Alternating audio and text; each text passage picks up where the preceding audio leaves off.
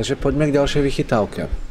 Je to vlastne princíp, ako viesť obchodný rozhovor. Pred určitým časom v tom mojom tréningovom centre v Liptovskom Jáne sme potrebovali zaviesť kamerový systém a ochrániť objekt. A vo finále sme si vybrali dve firmy. Ten prvý, ktorý prišiel, urobil fakt veľmi dobrý dojem. Na stupnici od 0 do 10 bol na 9.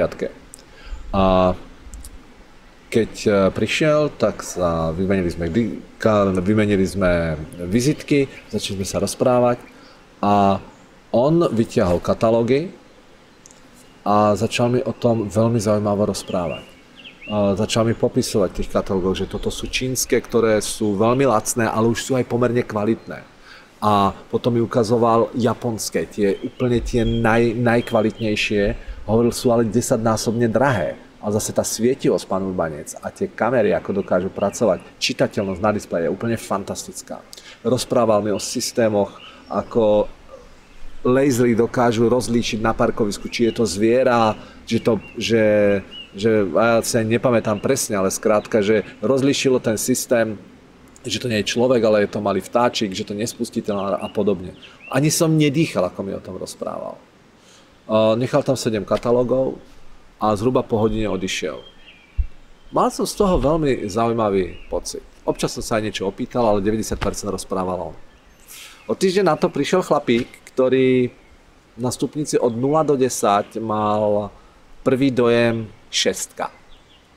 Keď zoberieme, že 5 je akceptovateľná na uzavretie obchodu, tak bol tesne nad ňou. Nijak ma nenadchol, ale bol akceptovateľný. A viete, čo tento chlapík urobil ako prvé?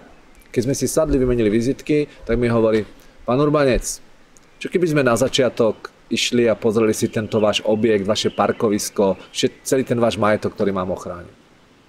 Čo som mu povedal?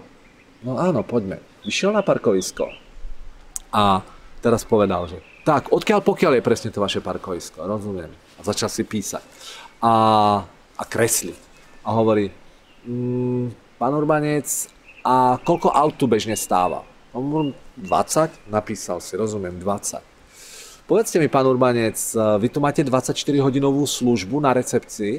A ja hovorím, no to nemáme 24-hodinovú. Tu v noci je len telefónne číslo na recepcii, ale v tom našom stredisku tu nie je nočná služba. Onže, aha, to je dôležité, tak to si musíme napísať. A pán Urbanec, stalo sa niekedy, že by tu zmizlo auto? A hovorím, no to sa nestalo, ale bol tu vandalizmus. Rozumiem, poďte mi prosím vás ukázať presne, na ktorom mieste sa to stalo.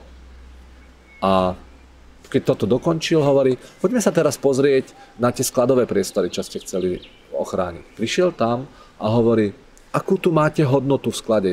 Oplatí sa nám to tu vôbec chrániť?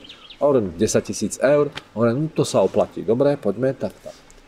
A hľadal, otázkoval, kreslil. Trvalo to, pol hodinu sme boli vonku.